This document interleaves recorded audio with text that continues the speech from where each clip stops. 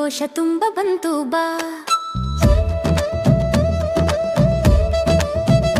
ರಾಜು ಎದ್ದಳು ಬೆಳಗ್ಗೆ ಬೇಗ, ಗೀತಾ ಎದ್ದಳು ಹಾಡುತ್ತಾ ರಾಗ.